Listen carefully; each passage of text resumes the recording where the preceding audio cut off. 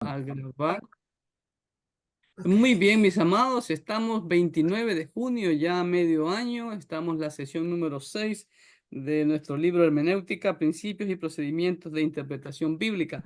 Hoy nos toca tocar la sesión del capítulo 6, Recursos Literarios Especiales.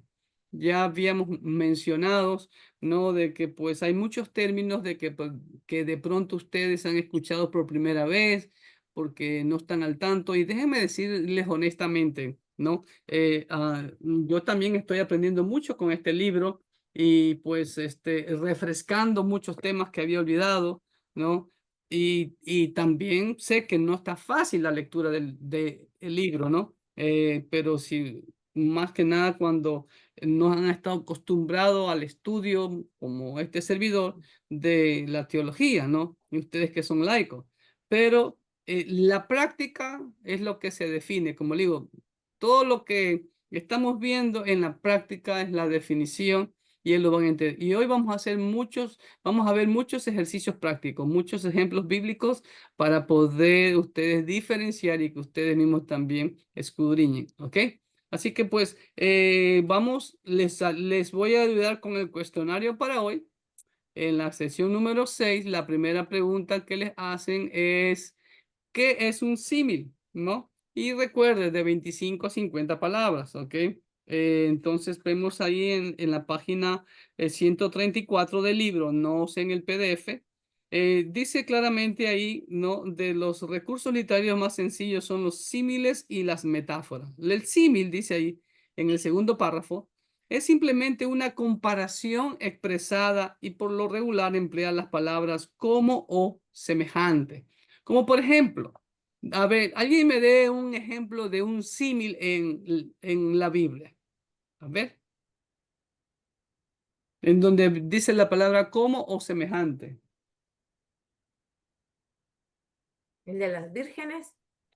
De las vírgenes, a ver, ¿cómo es eso el de las vírgenes? A ver, cuéntame. Eso es una parábola.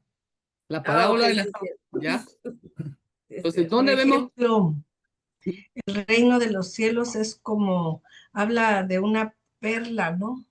Ok, ajá, eso también vemos, es como, o por ejemplo, cuando el Señor se bautizó, dice el Evangelio que vino, descendió el Espíritu Santo como en forma de paloma. No era una paloma. También el día de Pentecostés dice que aparecieron lenguas como de fuego, que no Sí. era fuego, era algo parecido, algo semejante al fuego, ¿no? En el bautismo de Jesús era algo que parecía una paloma. Es como, por ejemplo, recuerde que siempre tiene que usted trasladarse a ese tiempo, como le digo, trasládese en el túnel del tiempo y póngase en viviendo la escena. Usted está ahí en el río Jordán. En su vida ha visto eso. Entonces, usted, si no ha visto algo en su vida, usted lo va a comparar con algo que conoce. ¿Me hago entender? Eso es un símil. Como por ejemplo, hace muchos años atrás yo escuché, por ejemplo, personas que creo que fue en Francia, que nunca habían visto un carro. Imagínense. Es como, por ejemplo, cuando dice que Elías fue llevado en carro de fuego. Entonces nosotros nos imaginamos un coche así. No, que eran los carros, era como una carroza. Lo que no, que tenían dos ruedas y eran alados por caballos. ¿No? Ese era un carro. ¿Se dan cuenta? Entonces, no vamos a pensar modernamente. ¿Estamos? Entonces, eso es un símil, una comparación. La segunda pregunta que le hacen es ¿qué es una metáfora? ¿Ok? La metáfora, ahí mismo en el tercer párrafo, dice, una metáfora es una comparación no expresada. No emplea las palabras como o semejante. ¿Ok? El sujeto y aquello con lo que se compara están entrelazados en lugar de mantenerse separados. Por ejemplo, Jesús empleó metáforas cuando dijo, yo soy el pan de vida. ¿Qué significa eso? No es que Él es un pan, no es que No está eh, hablando literal, sí. sí, no está hablando literalmente. Te llamo después.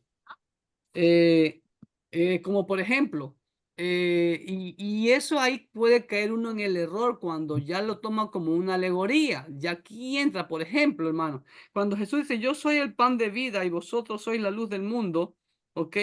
No es que nosotros seamos luz, está haciendo una comparación y se identifica el uno con el otro. Por ejemplo, cuando los sacerdotes católicos celebran lo que llaman la Eucaristía, ¿no? Yo no entendía nunca esa palabra Eucaristía. ¿Y cómo se llama eso que nosotros celebramos? Bueno, este domingo, ayer, nosotros celebramos eso, la Cena del Señor, ¿no? Es lo que se conoce como la Cena del Señor, ¿ok? Pero, ¿y usted sabe lo que significa la palabra Eucaristía en griego? Es una palabra griega que, ¿no?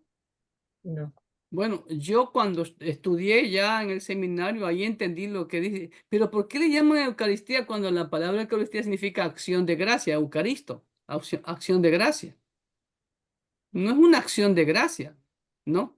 Es un simbolismo. Pero ellos toman literal, diciendo que ese pan, en ese momento, en la oración del sacerdote, ¿qué dicen? Se transforma en el cuerpo de Cristo.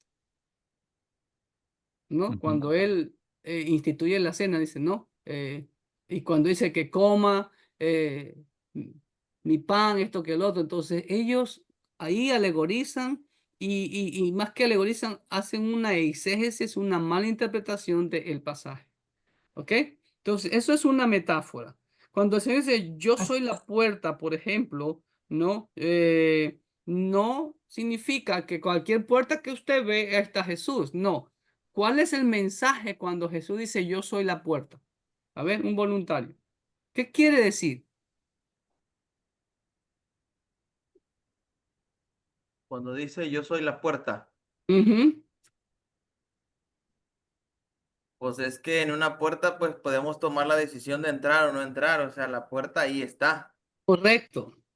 Él está diciendo Entonces, yo soy la entrada al exacto. Padre.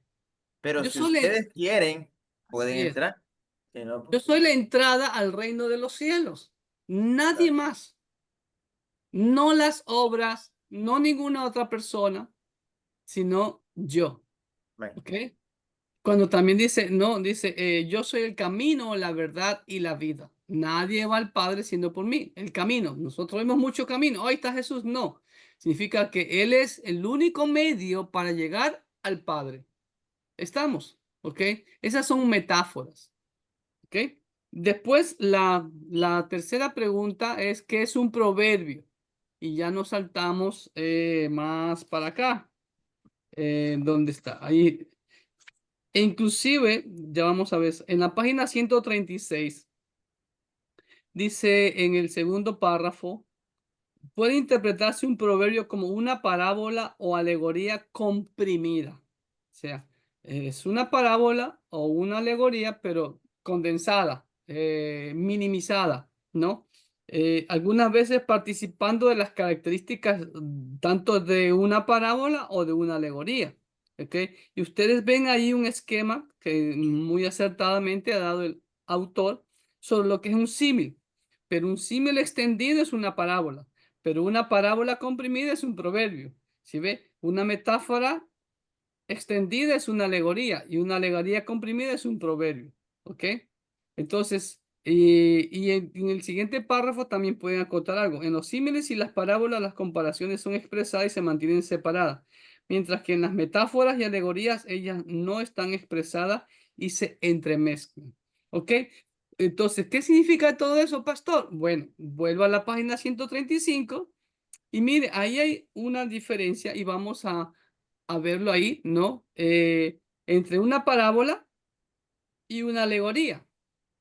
¿Sí ve? Como dice en la parábola, no se mezclan los conceptos, ¿ok? Las ideas.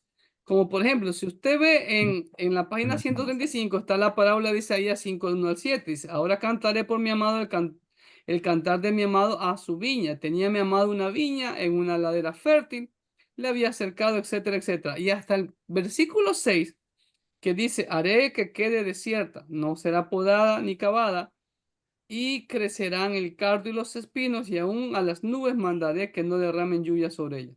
Esa es la historia, pero la aplicación está en el 7.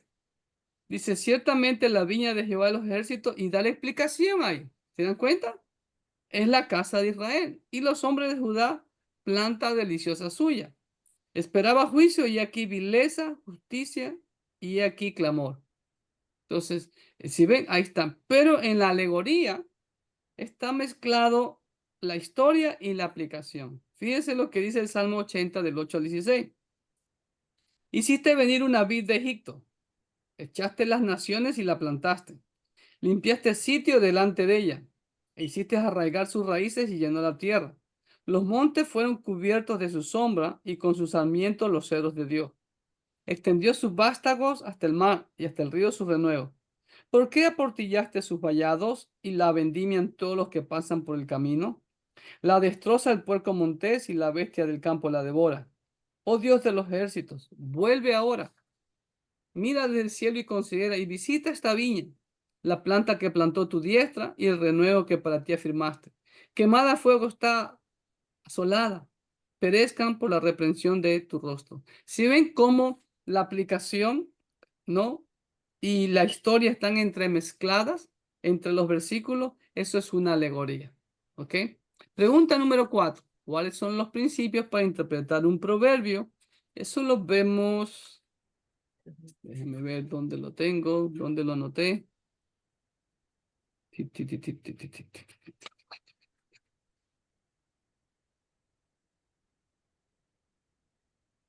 Acá, páginas 136 y 137 habla de los proverbios. ¿Ok?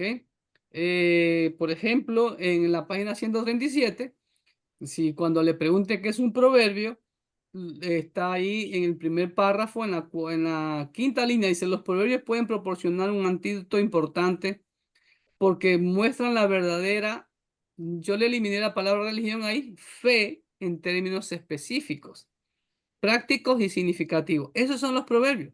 Y de hecho, pues, son consejos, como dice el mismo libro de Proverbios, para alcanzar sabiduría, ¿no? Y para dar sagacidad a los simples. Así que, pues, ahí la misma Biblia nos da, ¿no? El propósito y el concepto de los proverbios. No, Ese es el 4. sí, esa es la pregunta 4, El correcto. 3. Perdón. No, el Es el concepto 3. pero el 3, perdón, sí, el 3. En el 3 también pueden poner el segundo párrafo, las tres No, primeras el líneas. 3 dijo él que estaba en la Y el 136 3, en el el 3, párrafo. estoy en el 3, que es un proverbio, ¿ok? En el segundo párrafo de la página 127 dice, el enfoque general del libro de Proverbios es el aspecto moral de la ley. Exacto. El libro de Proverbios es calidad moral, ¿no? Y es Listo. buenísimo para todos los principios de moralidad, para obtener sabiduría, ¿no? Para no... Proverbio habla de tres tipos de personas, el sabio, el simple y el necio, ¿ok? Entonces, es el aspecto moral de la ley, regulaciones éticas para la vida diaria expresada en términos universal de permanencia, ¿no? Y No, lo dice, disculpe, sí, es que se frizó, ya no le escuché por un buen rato, solo cuando dijo 3, 3, 3. o el 3.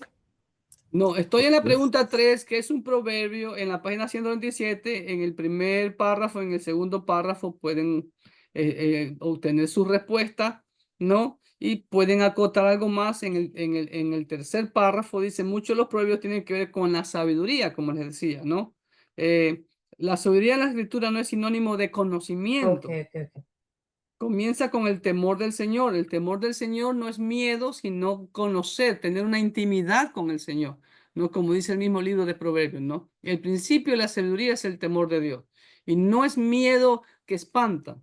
Y muchas veces, si ve, ahí viene una mala interpretación. Cuando yo era niño, yo viví un tiempo con una tía que era la que me llevaba a la iglesia con su esposo. Y ella siempre me decía, sobrino, hay que tener temor de Dios. Y yo decía, Dios, ¿no? Entonces, ese Se concepto volvió a se me fijar. quedó en mi conciencia, por muchísimos años hasta que lo entendí a la luz de la Biblia, que es el temer a Dios, no es tenerle miedo, ¿ok? ¿No? Porque como dice Primera de Juan, capítulo 2, si no me falla la memoria, ¿no? En el amor no Ujú. hay temor, sino que el perfecto amor echa fuera todo temor, ¿ok? Lo que es una intimidad, eso significa el temor de Dice Dios, mucho, creo que es, conocerlo a Dios, cómo es Él, ¿no? ¿Qué le agrada, qué le desagrada? Es como el matrimonio, ¿no? Conocerse mutuamente la pareja, ¿no? ¿Qué le agrada, qué no le agrada, ¿no? Dejar de hacer lo que no le agrada y siempre tratar de hacer feliz a mi cónyuge, así mismo con Dios, ¿ok? Y la respuesta a la cuarta pregunta, ¿no? Eh, ¿Cuáles son los principios? Dice ahí, está al final, en el último párrafo, dice, desde un punto de vista interpretativo, es bueno reconocer que debido a su forma muy condensada, por lo general los proverbios tienen un solo punto o principio de verdad que comunicar. Así es, porque recuerde, son cápsulas, ¿no? Son cápsulas, como ya vimos, ¿no? Los proverbios son alegorías comprimidas, son cápsulas, ¿no? Forzar un proverbio en todos sus puntos incidentales por lo general resulta en ir más allá de la intención de su autor, ¿ok? Es como, por ejemplo, ahí da un gran ejemplo. Cuando el rey Lemuel dijo que la mujer virtuosa es como nave de mercader, ¿a qué cree que se refería? Y él lo dice aquí el autor. Es probable que no tratara de que esa fuera una declaración acerca de la cintura de la mujer. No está hablando del físico de la mujer. Cuando compara a la mujer virtuosa como una nave de mercader, está tratando de decir que ella va a varios lugares a juntar alimentos para las necesidades de su hogar. O sea, va a comerse a tiquitit, no, va de aquí para allá, llevando, compra y vende, ¿me entiendes? O sea, y ahí vemos, por eso se la llama la mujer virtuosa, porque se preocupa por su hogar, ¿no? De que sus hijos tengan todo lo necesario, ¿ok? Esa es la pregunta 4. La pregunta 5, Hermano Clever, dígamelo, cuénteme. este, un proverbio, ya entendimos que es un proverbio, ¿verdad? Se apega a la ley y trata de darnos consejos y sabiduría. Una vez ¿Mm? una hermana vino conmigo y me dijo lo siguiente, me llamó mucho la atención. Me dice, hermano Marcelino, yo he criado a mi hijo desde pequeño en el temor de Dios. Le llevaba a la iglesia y todo eso. La Biblia dice, ¿ya? Dice, instruye al niño en su camino y cuando fuere viejo, no se apartará de él. ¿Mm? Hoy en día mi hijo tiene, no me acuerdo cuánto dijo, pero ya era mayor de edad, como 20 años. Me dice, mi hijo es borracho, mi hijo me pega, mi hijo me Ah, maltrata, mi hijo me insulta, mi hijo... Y me comenzó a decir, ¿cómo reconcilio esa parte de la Biblia con mi vida? ¿Qué hice yo mal? ¿Dios me está castigando a mí? mm, O porque el texto dice, y sí, todos sabemos ese texto, instruye al niño en su camino y cuando fuere viejo, grande, adulto, no se apartará de él. ya, muy bien. Ahí hay que hacer preguntas. Pregunta número 1 es, ahora, y lamentablemente, hermano querido, las estadísticas son frías y veraces. La gran mayoría de los adolescentes, cuando ya llegan a la universidad, se pierden. Hablo de adolescentes de iglesia, más del 90-95%. ¿Cuál ha sido el error? Es que muchos creen y lamentablemente arrastramos ese patrón hasta hoy en día y lo vivimos hasta hoy en día. Creen que con llevar a sus hijos los domingos a la iglesia, ya los hijos van a ser inmaculados, santos y perfectos. No, amado. Tenemos que cumplir Deuteronomio capítulo 6, versículo 4 al 9. Escucha Israel, Jehová nuestro Dios, Jehová uno es. Y estas palabras que te mando hoy estarán guardadas en tu corazón y se las repetirás a tus hijos. ¿Cuándo? Al levantarte, al ir Al por el camino, levantarte, al al andar por el acostarte. camino. Así es. ¿Me entiendes? Entonces, la pregunta que tengo para la hermana es, ¿todos los días así el culto familiar? leía la Biblia con su hijo hasta los 18 años. Por ejemplo, a mis hijos hasta los 18 años, yo les hacía el desayuno. Y mientras ellos desayunaban, les leía todos los días un capítulo de Proverbios. Hoy es 29, hoy tocaba capítulo 29. Mañana 30, capítulo 30. Como no hay 31, bueno, mujer virtuosa. Continuamos el día miércoles, capítulo 1, y así. ¿Entiendes? Hacíamos el devocional, ¿no? Yo me acuerdo que hasta me compré un himnario bautista en ese tiempo, por aquí lo tengo. Allá arriba lo tengo, ¿sí? Ese rojo que lo ven ahí, aquí, a ver, aquí, este de aquí, ahí está el himnario bautista, y cantamos. Mi hija me dice, papi, yo siempre me acuerdo de ese himno que cantamos, tierra bendita y divina, es la de Palestina, donde nació Jesús. Ok, sí, mi amor, pero lamentablemente ese himno está mal, porque no existía la tierra de Palestina en tiempo de Jesús, ok. Pero si ves, pero se acuerda, mi hija. Entonces, ahí está. Y ya después de los 18 años que tú has cumplido, ya llegan a la mayoría de edad, tu hijo decide ya tomar otro rumbo. Ya es personal, ya es un hombre cabal. Pero si tú has cumplido, no tengas cargo de conciencia ni le reclames a Dios. Porque la Biblia es clara, los hijos no pagarán por los pecados de los padres, ni los pecados pagarán por los pecados de los hijos. Cada quien toma su decisión. Pero, como dice Proverbios 22, instruye al niño en su camino. La pregunta es, ¿en qué lo instruyó? ¿En una religiosidad? ¿O en una espiritualidad? ¿En una intimidad? Yo doy gracias a Dios que aquí en nuestra iglesia hay hermanos que han optado por escuela en casa. Y es escuela cristiana, ¿no? Y tú vieras cómo hay niños que me recitan un salmo completo. ¡Wow!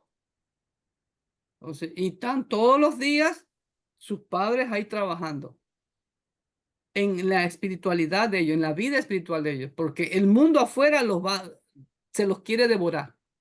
¿Me hago entender? Entonces, para los padres que tienen niños pequeños, no les den celular, tableta, nada de eso. Que jueguen, que salgan en la lluvia, a mojarse, a andar en el lodo, ahí. Hermano, así crecimos y agarran anticuerpos. Que hagan ejercicio, ¿no?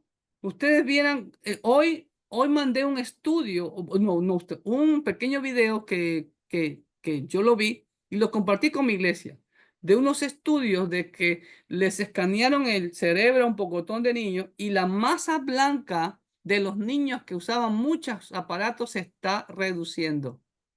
Y la masa blanca, decía ese señor, que es como el cable, por ejemplo, ¿no? Que es como el cable que protege, es como esta goma blanca que protege el cable. Entonces, si esta goma desaparece, ¿qué va a pasar con el cable? Se va a cortocircuitar con cualquier cosa que tope. Y es lo que está. Entonces, ahí, cuando se va desgastando eso, ¿qué es lo que produce? Que los niños ya no tienen tanta atención, tanta inteligencia, porque se les está comiendo eso. Entonces, pero no quieren entender porque hoy en día, padres modernos, para que no moleste el niño, toma el celular.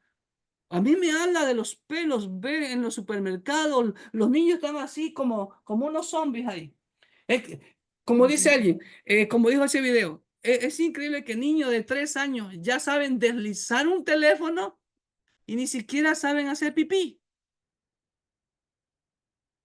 ¿Me entienden? Entonces, ¿en qué instruyes al niño? ¿No? Y eso empieza, escúcheme, y eso empieza desde el vientre de la madre.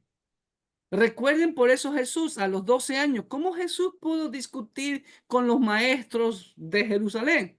¿Porque era Dios? No, porque José y María eran devotos consagrados a Dios y cumplieron. Recuerden lo que dice Lucas, cada año subían, le enseñaban a sus hijos a adorar a Dios en espíritu y en verdad. cada año subían a las fiestas. ¿Berito? ¿Berito? Sí, pastor, por ejemplo, con lo que comenta el hermano, ¿verdad? Ujú, Claro que es bien importante lo que usted está diciendo de instruir a nuestros hijos en los caminos de Dios y vivirla, ahora sí que día con día, ¿verdad? La palabra de Dios. Pero ujú. también una realidad, yo pienso, es que la salvación es personal. Sí, exacto, seguro. En mi caso, por decir que mis hijas no se congregan, ya no van a la iglesia, para mí me causa una gran tristeza, Seguro que pero sí. ya son adultas, Así ¿verdad? es. Ujú, Y ellas van a tomar una decisión. Yo confío que en algún momento, ¿verdad? ujú. La lucha es bien difícil, hermano, pero realmente tiene uno también que esperar esa parte donde ellas, no por obligación, sino por amor a Dios, entreguen su vida. Eso es muy importante. Y esa es otra cosa muy importante, ¿no? Por ejemplo, en no imponerles. No, que hay que ir a la iglesia. No, que no. Dele razones, hágale preguntas, ¿ok? Eh, no le imponga la fuerza porque van a odiar, ¿sí? Por ejemplo, venga conmigo a el Proverbio 27-23. ¿Tienen ahí? ¿Qué entendió usted ahí? Mire esa alegoría bueno, esto es una verdad literal, aunque sí, hay una alegoría condensada, como estamos estudiando, es un proverbio, ¿no? Una alegoría comprimida, condensada. ¿Lo tiene Proverbio 27-23? Amén. A ver, Marcelino, ¿qué quiere? Léelo, por favor. Dice, sé diligente en conocer el estado de tus ovejas y mira con cuidado por tus rebaños. Muy bien. ¿A qué se refiere el autor? ¿Qué quiere manifestar? Está hablando literalmente de ovejas y rebaños, pero alguien No. puede decir, hey, pero Salomón, un momento, yo no soy pastor de ovejas, yo soy agricultor. Entonces eso no va conmigo. ¿Será eso? Creo que se refiere aquí a nuestros propios hijos. Cada uno de nuestros hijos es diferente. Entonces tenemos que estar pendiente de cada uno de ellos, pero tenemos que cuidar el hogar. Tenemos que Correctísimo. mantener unido ese hogar. Y esto que nos estás platicando, yo traduzco, a lo mejor me equivoco, el temor de Dios es como tener amor a Dios. Correctísimo, Claro. Marco. Así es, eso Entonces, es.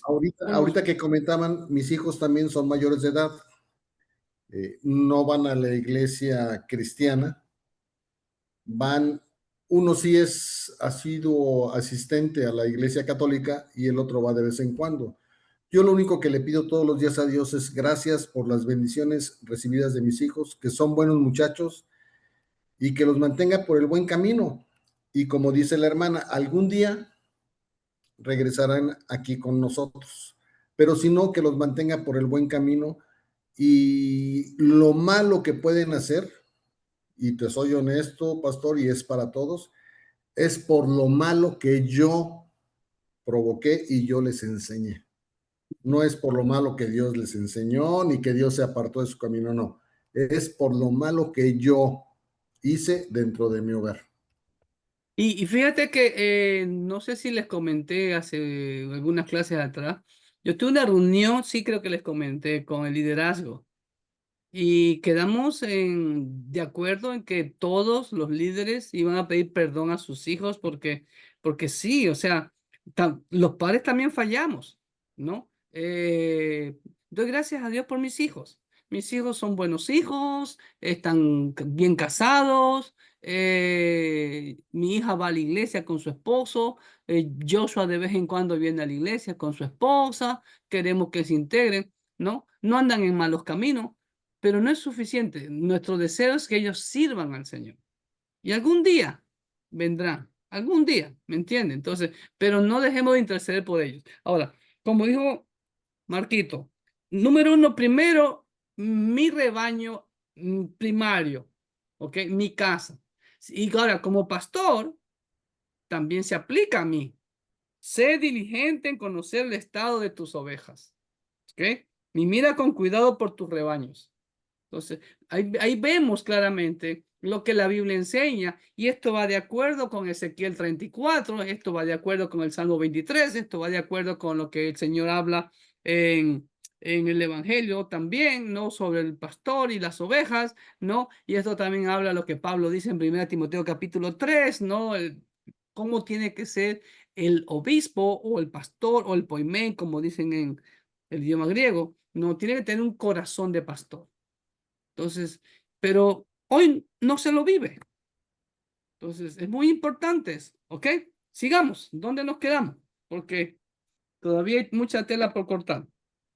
En la Entonces, 4. en el 4, ahí está en la página 127, en el pasaje, el último párrafo, ¿no? Como ahí vimos, ¿no? Ahí están lo que dice la pregunta 4 era, ¿cuáles son los principios para interpretación? Ahí lo dicen, ¿no? Desde un punto de vista interpretativo, entonces eso pueden comentar, ¿ok? Número 5, que es una parábola, la vimos a ver. Es interesante que en la página 134, en el párrafo 2, 3, 4 dice, se entiende por parábola un símil extendido, se expresa la comparación. Se mantienen separados el sujeto y lo que se compara con él. La comparación se explica más ampliamente, como ya le dije hace un momento. No se expresa la comparación ok, perdón, hasta ahí nomás. ¿Ok? Entonces, ¿qué es una parábola? Ahí está. Pero también la vemos en la página 198 más ampliada. Dice, nuestra palabra parábola está relacionada con la palabra griega parabalo, que significa lanzar o colocar al lado de. De modo que la parábola es algo colocado al lado de otra cosa con el propósito de hacer una comparación. ¿Ok? ¿Sí ven? Ahí está el concepto de parábola. Ahora, número 6. ¿Cuáles son los principios para interpretar una parábola?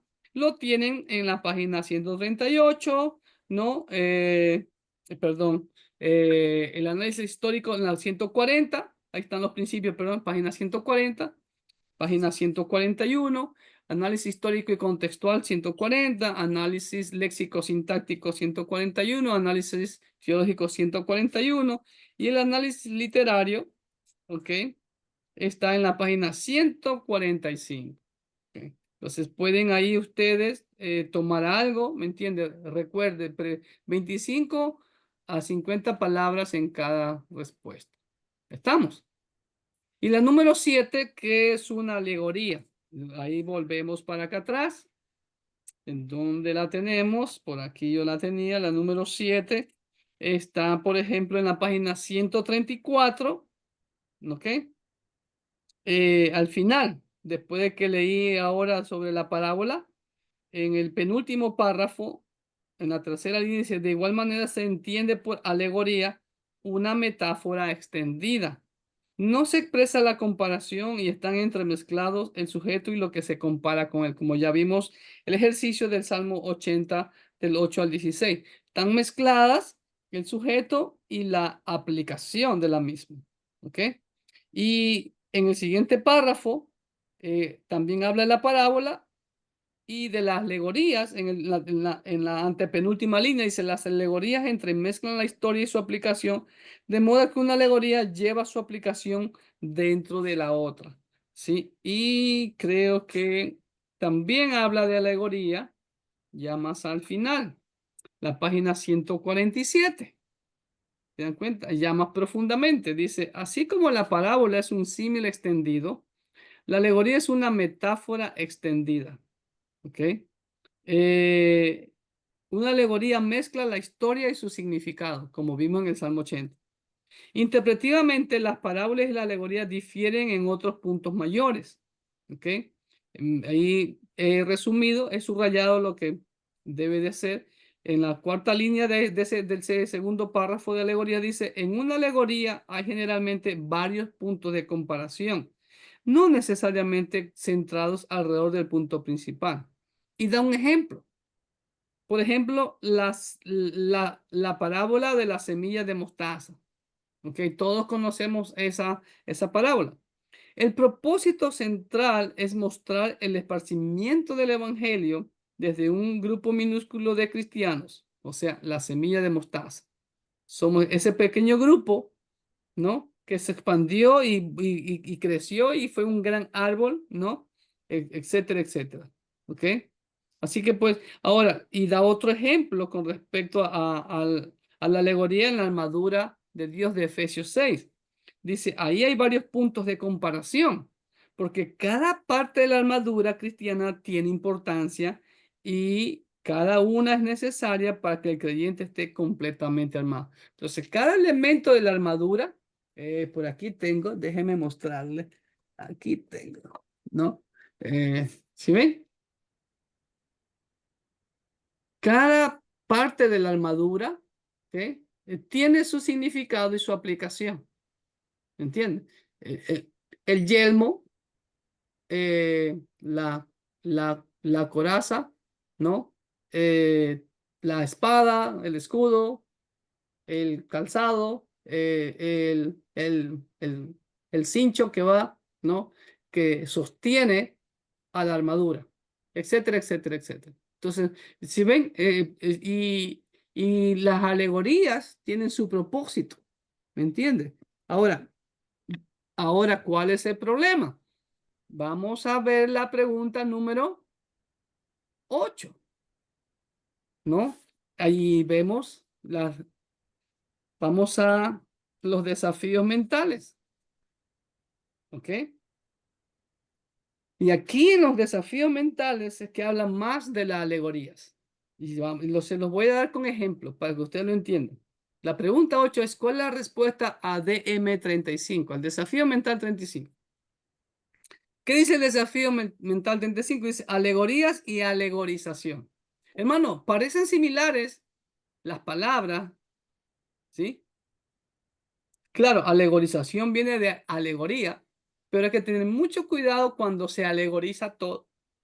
Y ese fue el error que cometieron desde el segundo siglo aproximadamente los padres de la iglesia, como Orígenes, no sé si usted ha escuchado de él, ¿no? Ahora, y tenemos que ver bien claramente la diferencia clave entre la alegoría y la alegorización radica en la intención original. Por ejemplo, dice, desde los tiempos de Cristo, estamos en la página 152, donde dice DM35. Desde los tiempos de Cristo hasta la época de Lutero, una herramienta hermenéutica importante era la práctica de la alegorización. Hoy la mayoría de los eruditos evangélicos rechazan la alegorización como un recurso hermenéutico legítimo. ¿Ok? Punto A. Defina la alegorización para mostrar por qué ese método por tanto tiempo empleado para interpretar la Biblia es ahora repudiado. ¿Ok? Entonces, ¿por qué el método de la alegorización es repudiado? Entonces, la alegorización es un género literario, es una historia simbólica creada por el autor para enseñar una verdad. Pero el método de alegorización es una técnica que ignora el contexto histórico para imponer significados ocultos a relatos reales. ¿Sí ve? Entonces, eso es lo que usted debe de poner ahí en la parte A, ¿ok? Dijo que ignora el contexto histórico, la Sí, alegorización. sí, el método de alegorización es una técnica que ignora el contexto histórico para imponer significados ocultos a relatos reales. ¿Ok? Esa es la respuesta a la parte A. Ahora, la parte B dice, contraste el género de la alegoría con el método de alegorización y muestre por qué uno se considera legítimo y el otro ilegítimo. ¿Ok? Entonces, en la parte B tiene que poner, ¿no? El género de la alegoría es una historia simbólica creada por el autor para enseñar una verdad. ¿Ok? Ahora, se los voy a poner con un ejemplo. Espero que hayan copiado. ¿Ok? Estamos. Ahora, Por ejemplo, usted conoce la historia del buen samaritano. No vamos a pasar mucho tiempo buscando la vida porque la conocemos. Ahora, ¿quién relató esa historia? Jesús. ¿Ok? Jesús relata la historia de un hombre que fue asaltado y lo auxilió un samaritano. Ahora, usted sabe la historia que dice que pasó un sacerdote y se hizo de la vista gorda, pasó un levito y se hizo de la vista gorda, pero pasó un samaritano y lo atendió y lo llevó al mesón y pagó por él, por su cuidado. Todo. Ahora, ¿entienden el contexto histórico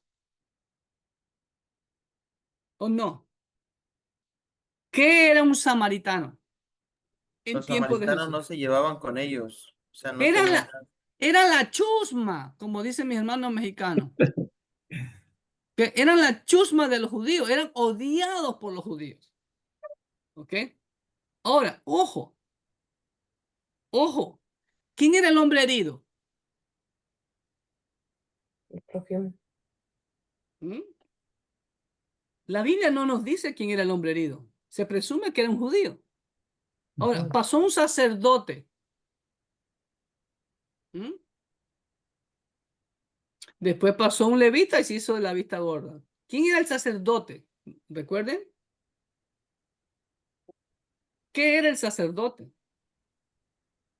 Era el que servía en el templo. Sí, y el levita también.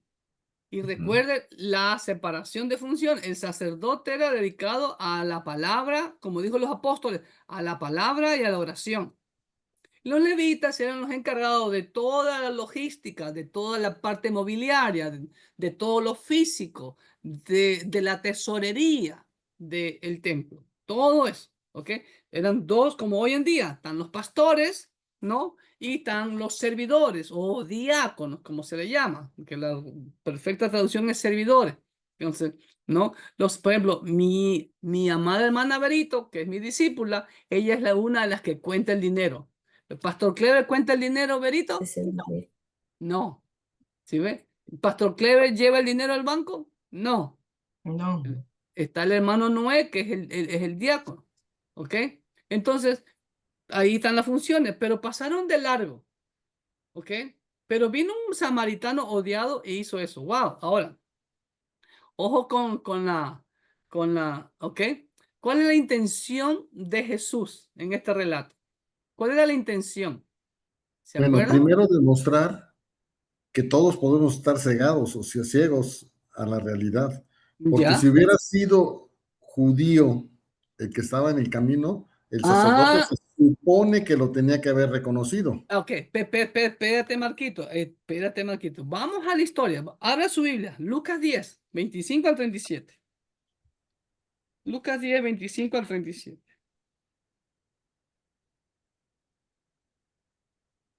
Ahora, recuerden lo que siempre les he enseñado. ¿Qué tiene que ser el primer paso? Entender el contexto general. ¿Qué significa el contexto? ¿Qué pasó antes? ¿Qué pasó después? El contexto anterior y el contexto posterior. Entonces, ¿qué pasó antes? Jesús denunciaba a los indiferentes. Miren lo que dice el versículo 13. Ay de ti, Corazín, ay de ti, Beisaida, que si en Tiro y en Sidón se hubieran hecho los milagros que se han hecho en ustedes, tiempo a que sentadas en silicio y ceniza se habrían arrepentido. Por tanto, en el juicio será más tolerable el castigo para Tiro y Sidón que para vosotros. Y tú, Capernaum, que hasta los cielos eres levantada, hasta el Hades serás abatida. El que a vosotros oye, a mí me oye, el que a vosotros desecha, a mí me desecha, y el que me desecha a mí, desecha al que me envió. Volvieron los 70 que fueron a predicar en los versículos del 1 al 12, capítulo 10, ¿no? Volvieron los 70 con gozo, diciendo, Señor, aún los demonios se nos sujetan en tu nombre. Y él le dijo, yo veía a Satanás caer del cielo como un rayo. Y aquí os doy potestad de hollar serpientes y escorpiones y sobre todas las fuerzas del enemigo, y nada os dañará. Pero no os regocijéis. Eh, eh, ¿Dónde me quedé? Perdón. Versículo 20. De que vuestros nombres estén escritos en los, si no, de que los espíritus se sujeten, sino regocijaos de que vuestros nombres estén escritos en los cielos. En aquella misma hora Jesús se regocijó en el Espíritu y dijo, yo te alabo, Padre, Señor del cielo y la tierra, porque escondiste estas cosas en los sabios y entendidos y las has revelado a los niños. Sí, Padre, porque así te agradó. Todas las cosas me fueron entregadas por mi Padre y nadie conoce quién es el Hijo sino el Padre, ni quién es el Padre sino el Hijo y a quien el Hijo lo quiere revelar. Y volviéndose a los discípulos, les dijo aparte, bienaventurados los ojos que ven lo que vosotros veis. Porque os digo que muchos profetas y reyes desearon ver lo que vosotros veis y no lo vieron, y oír lo que oís y no lo oyeron. Versículo 25. Y aquí un intérprete de la ley se levantó y dijo para probarle, Maestro, ¿haciendo qué cosa degradaré la vida eterna? Él le dijo, ¿qué está escrito en la ley? ¿Cómo lees? El intérprete respondió y dijo, amarás al Señor tu Dios con todo tu corazón y con toda tu alma y con toda tu fuerza y con toda tu mente y a tu prójimo como a ti mismo. Y le dijo Jesús, bien has respondido, haz esto y vivirás. Pero el intérprete de la ley, queriendo justificarse a sí mismo, dijo Jesús, ¿y quién es mi prójimo? Respondiendo Jesús dijo, un hombre descendía de Jerusalén a Jericó. ¿Sí ves? Ahí comienza la historia. Ahora, de todo lo que yo te he leído, ¿cuál crees que es que conecta con la parábola de el buen samaritano? Entonces ahí comienza el capítulo 30, un hombre cayó en manos de ladrones, los cuales un hombre que bajaba de Jerusalén a Jericó, de la montaña, como voy a hablar en mexicano, de Coscomatepec hacia Veracruz, en salvadoreño, de San Salvador para La Libertad, ¿ok? O sea, ¿me hago entender? De la montaña para abajo, ¿ok? Y dice, ahora, no especifica el hombre, ahora, pero ¿podríamos imaginarnos algo? Y cayó en manos de ladrones, los cuales le despojaron, hiriéndole, se fueron, dejándole medio muerto.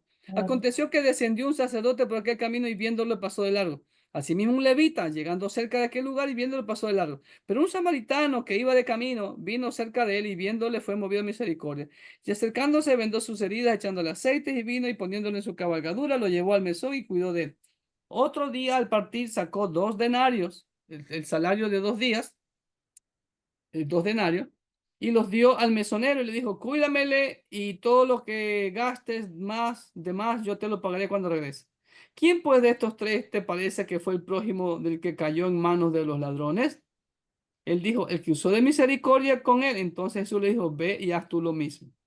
¿Ok? Entonces, ¿cuál es el contexto anterior? La dureza del corazón de los judíos. ¿Qué quiso explicar? Ahora, ojo, no, mira el versículo 29. ¿Ok? El contexto anterior son los versículos 25 al 29 de la parábola del buen samaritano. ¿Ok? ¿Estamos? Porque se le acerca este intérprete, sorprender a Jesús, le dice, ¿qué debo de hacer para, ¿no? Para heredar la vida eterna? Entonces le dice los 2 mandamientos, ¿no? Amarás al Señor tu Dios con todo tu corazón y con toda tu alma y con toda tu fuerza y con toda tu mente y a tu prójimo como a ti mismo. Y él queriéndose, ¿no? Sorprender y justificarse, dijo, ¿y quién es mi prójimo? Y ahí empieza la parábola. Entonces, ¿si ves? Entonces, ¿cuál es la intención de Jesús? Utiliza este relato como una metáfora extendida para explicar el concepto abstracto del prójimo. O sea, ¿quién es mi prójimo? El samaritano representa el amor activo. El camino y los religiosos representan la indiferencia. ¿No? Los religiosos son los indiferentes. ¿Se dan cuenta? Entonces, es muy importante entender qué quiso expresar el autor. Y vemos aquí, y por eso le dice, y le hace la pregunta, ¿quién de estos 3 te parece que fue el prójimo del que cayó en manos de los ladrones? ¿Quién fue el prójimo? El samaritano. Entonces, 37. El hombre dijo, el que usó de misericordia con él, o sea, el samaritano. Y entonces Jesús le dijo, ve y haz tú lo mismo. Ni siquiera quiso decir la palabra samaritano. ¿Te das cuenta? Exacto. ¿no? O sea, ¿qué les quiso decir Jesús? ¡Wow! Ese samaritano tuvo más amor que ustedes que conocen la verdad. ¿Sí o no? Y no pasa hoy en día lo mismo. Entonces, ellos se entendieron. Los judíos se entendieron. Todos los que escucharon eso entendieron. ¿Te das cuenta? Entonces eso se llama una profecía Ahora, cumplida. ese es el correcto ejemplo de una alegoría, escúcheme bien, bien interpretada. Ahora, ¿cuál es la alegorización? Que ya no es correcto el método de alegorización de esta misma parábola. ¿Ok? Las dos monedas significan el antiguo y el nuevo pacto. Eso es eso, por ejemplo, eso es una mala interpretación, es una Sí. alegorización totalmente equivocada. Por Ujú. ejemplo, con respecto a la misma parábola, Alegoría. a largo, desde el siglo II, amados hermanos, de la historia de la iglesia, ¿no? Hasta, como vimos ahora, hasta la Reforma. Por eso ustedes ven que la Iglesia Católica empleó ese método para espantar a la gente, ¿no? Y ahí se abusó de la gente y comenzó a vender las indulgencias. Porque alegorizó y la gente se espantaba y no decía, y mira que ese famoso tesorero Texel, no decía que cuando tu moneda caiga en el cofre papal, el alma de tu familiar sale del infierno al purgatorio y por otra moneda o por otra cantidad de dinero del purgatorio al cielo. Eso es ahí caemos. Entonces estamos sacando un texto fuera de contexto para crear un pretexto y más que nada un abuso, una Ujú. violación espiritual. Una ¿Ok? alegorización. Ajá, exactamente. Por ejemplo, Pastor. Orígenes fue uno de ellos. Ujú. ¿Ok? Ellos decían que no era de hacerlo, que el sentido literal no era suficiente. Entonces, el método alegórico que ellos decían con respecto a esta parábola, déjeme terminar y de ahí te doy la palabra, ¿no? ¿Sabes cuál es la interpretación que ellos daban alegóricamente? Que el hombre asaltado es Adán, que Jerusalén es el paraíso y Jericó es el mundo. Los ladrones son el diablo, el samaritano es Cristo y el mesón es la iglesia. No, no, nos reímos de esa interpretación. Pero Sí. por siglos, hermanos queridos, eso fue lo que se enseñó. Y eso Y entra en el concepto de alegorización, sí, el método de alegorización, exactamente. el método, ¿no? ¿Mm? ¿Cuál es el Entonces, hermano contraste? Clever, Ajá, dímelo. podríamos A ver, decir entonces que alegorización o alegorizar es querer darle un significado a todo cuando Que la no tiene nada Biblia, que ver. ese no es el mensaje principal, pues. correcto, correcto. ¿Quién me Por pidió ejemplo, palabra? Creo que fue Berito. ¿Tú pediste palabra, Berito? Mi esposa Luisa. No.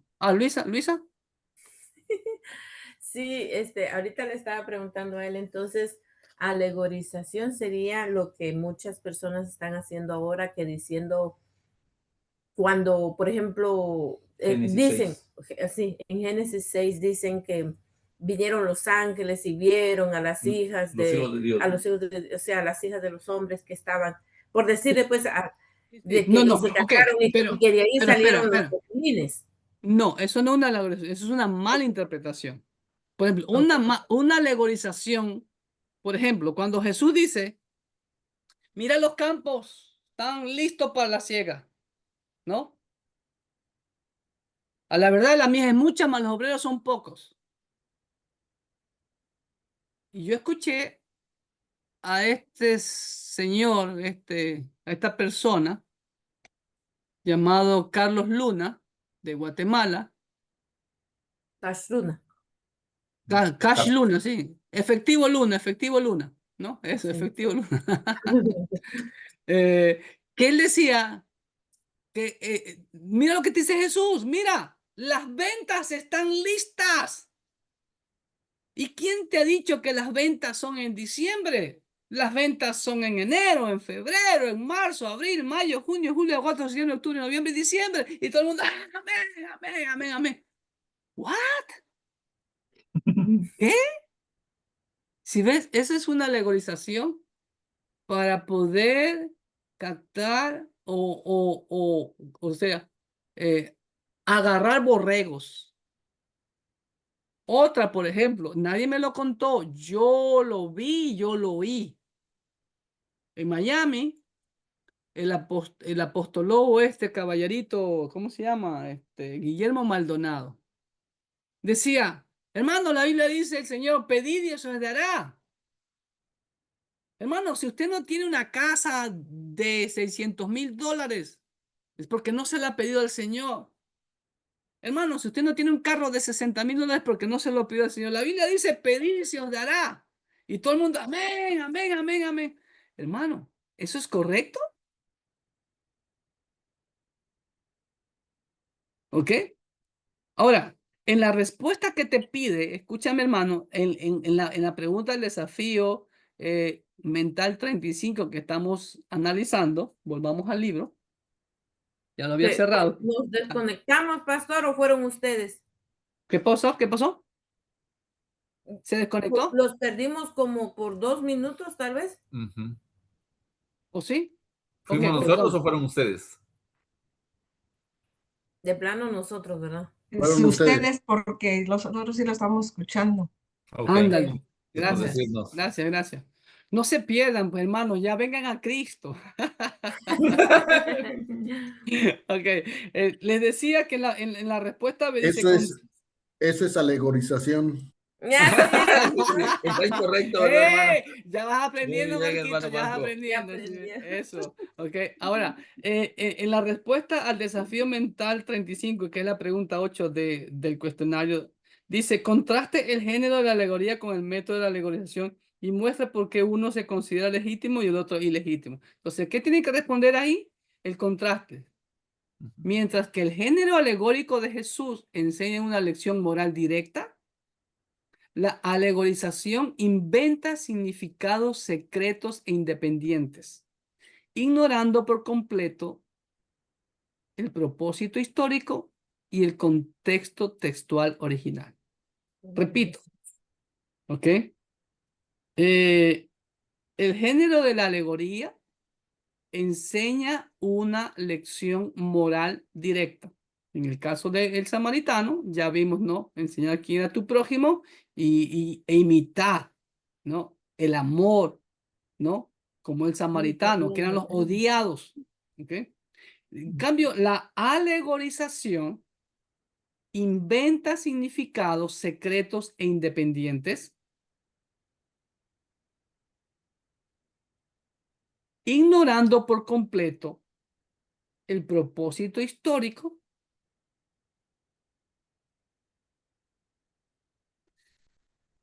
y el contexto textual original. Por eso les hice leer cuál es el contexto textual original. Es los versículos 25 al 29 de Lucas 10, ¿no? Sobre quién es mi prójimo. Entonces, ahí viene la parábola. ¿Se dan cuenta? Estamos. Entonces, ahí Jesús quería enseñar una lección moral directa. Pero como ustedes ya me escucharon, los hermanos desde el siglo II hasta la Reforma alegorizaban esto diciendo que el hombre asaltado es Adán, que Jerusalén es el paraíso, Jericó es el mundo, los ladrones son el diablo, el samaritano es Cristo y el mesón es la iglesia. Entonces, absurdo. ¿Ok? ¿Estamos? Alegorías y alegorización. Es lo mismo. Ahora, vamos a la pregunta número 9, que es, la pregunta 9 es la respuesta al DM36. ¿Ok? ¿Están conmigo? Sí, le damos la bienvenida. Ya estaban conectados Mauricio, los hermanos de Jucuapa. Me pareció ver al hermano Gregorio por ahí. Hermano Salvador, hermano Rafita también está ahí por lo que veo. Presente, Eso. ¿Está bonita la foto? cuando Ok. era joven, cuando era joven. Opa, ya me dijo dinosaurio. Usted a mí. Qué valor, qué valor. Hermano, Ok, hoy me macheteo, primero Dios. Ya se lo voy allá le tranquilo, voy a mandar los tranquilo. saludos. Amén, Estoy amén, amén. tranquilo. Ok, vamos a la pregunta del desafío mental 36. Haga uso de su conocimiento de recursos literarios para identificar e interpretar el significado de Juan 10 del 1 al 18. para que adquiera experiencia por sí mismo. No consulte Biblia, no consulte referencias, no consulte comentarios. Vamos a Juan 10 del 1 al 18. A ver, vamos de lo mejor suyo. Ok, práctica. Ahorita vamos a practicar. Es la parábola del buen pastor. Mire lo que dice. De cierto os digo, el que no entra por la puerta en el redil de las ovejas, sino que sube por otra parte, este es ladrón y salteador. Mas el que entra por la puerta, el pastor de las ovejas es. A este abre el portero, y las ovejas oyen su voz, y a sus ovejas llama por nombre y las saca. Y cuando ha sacado fuera todas las propias, va delante de ellas, y las ovejas le siguen porque conocen su voz. Mas el extraño, ¿hasta dónde es? Hasta el 18.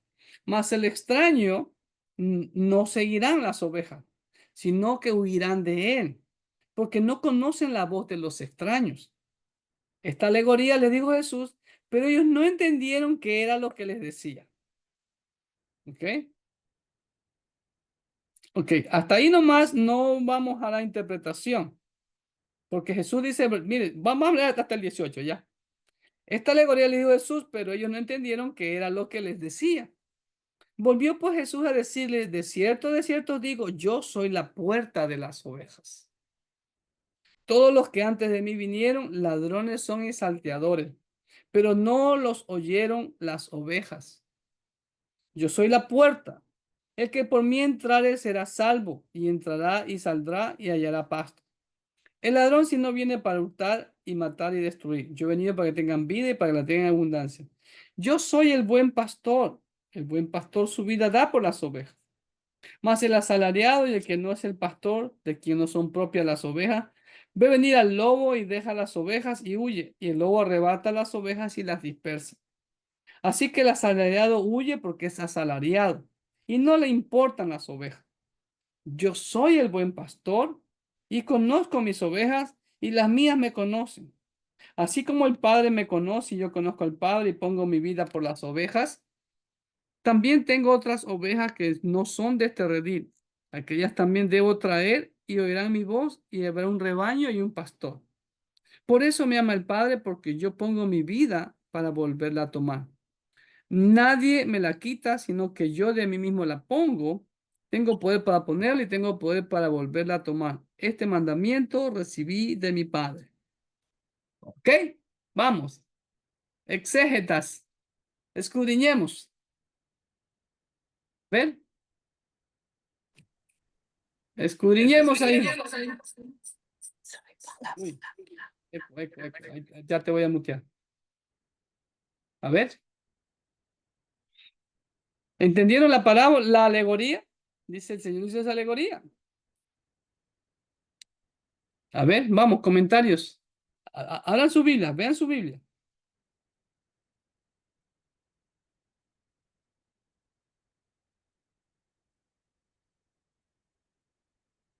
Los hermanos, ahí ya, ahí se descongeló, Luisita. ¿Se les va la señal a ustedes? Ok.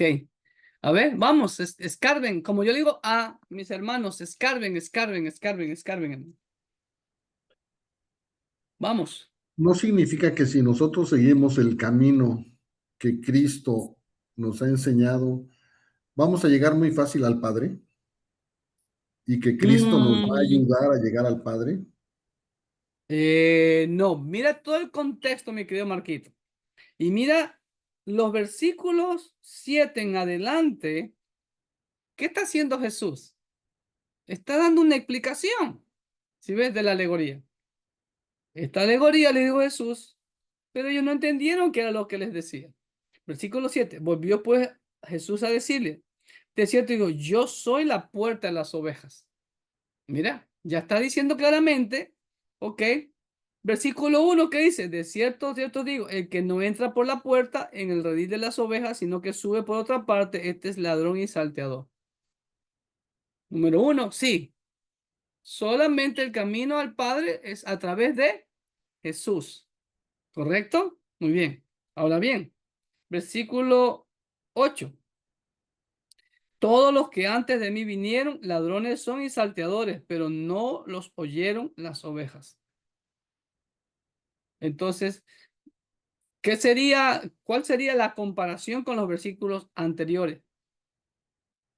La segunda parte del versículo 1. Pastor, ¿puedo Si no- decirle, puedo leerle lo que escribí? A ver, ¿qué escribiste, Berito? Dice, la puerta es un símbolo de Cristo. ¿Ya? Las ovejas son un símbolo de sus discípulos. Ujú, El ladrón es el falso pastor. No tiene amor ujú. por sus ovejas y cuando ve venir al lobo, huye y las abandona. Él dice que Jesús es nuestro buen pastor que nos cuida, nos alimenta y aún da su vida por nosotros si estamos en peligro. Muy bien, Berito, muy bien. Ahí, pero faltó algo ahí. Faltó algo. ¿Qué faltó? Versículo 5. Perdón, 4. Mira lo que dice el versículo 4. Y cuando ha sacado fuera todas las propias, va delante de ellas. ¿Qué quiere Ujú. decir eso? Él va guiando. Y las ovejas le siguen porque conocen su voz.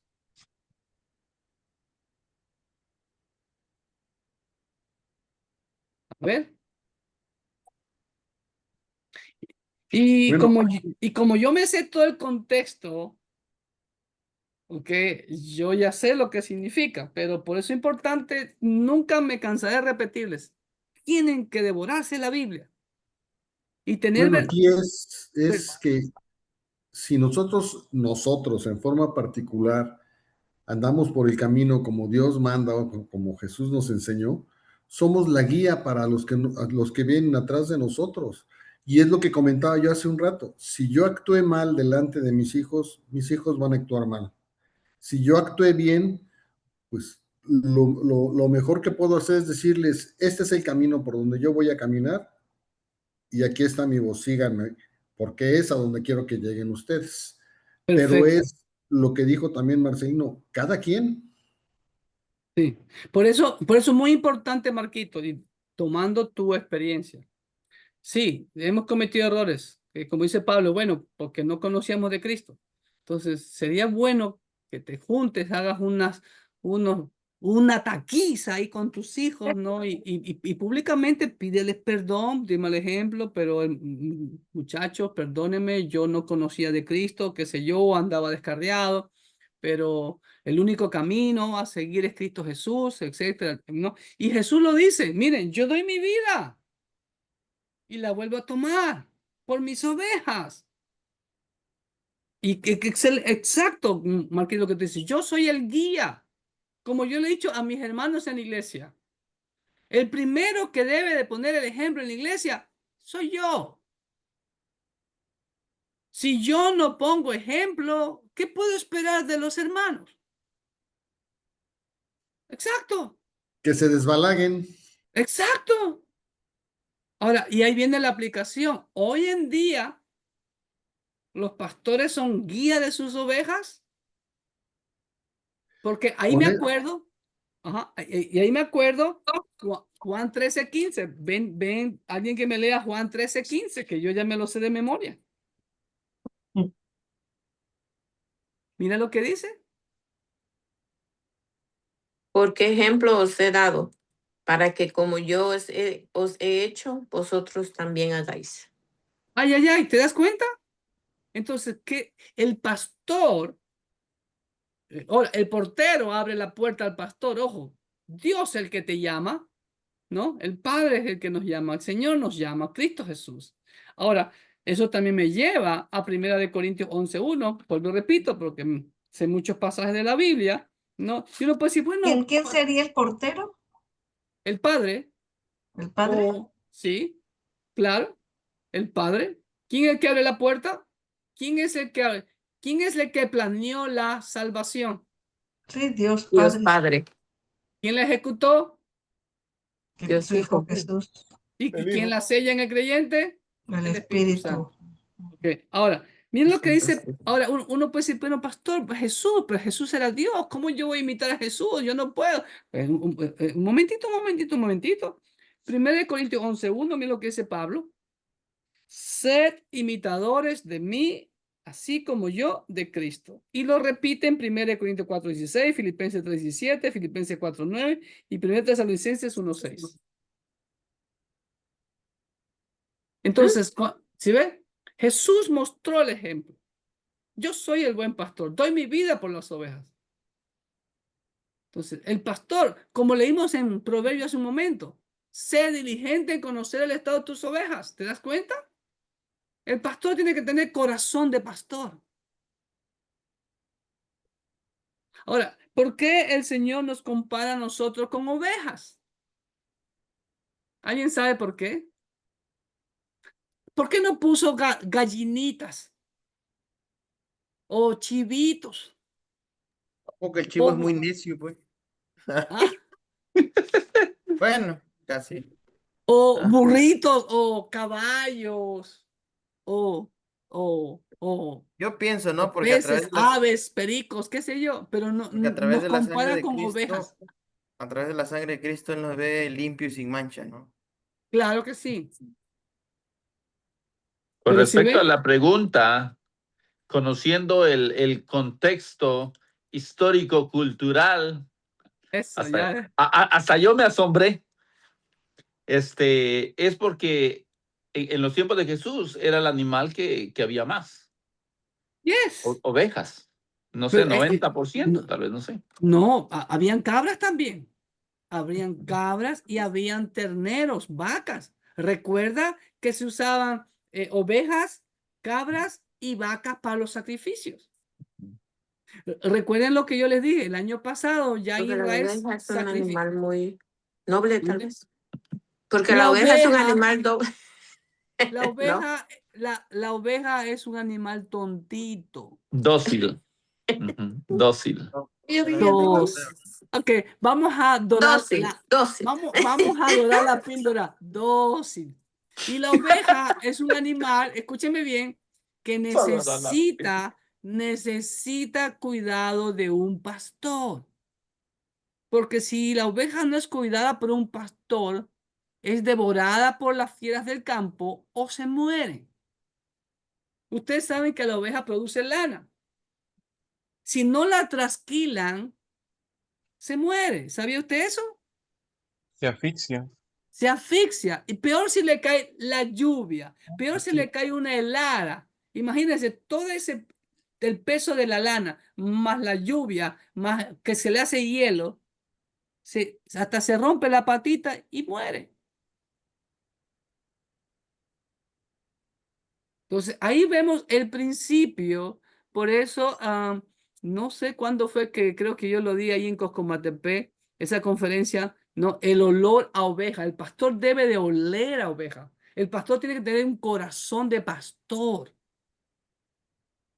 No un religioso, no un mandamás, no el que solo da órdenes y órdenes y órdenes y órdenes. No, tiene que poner el ejemplo.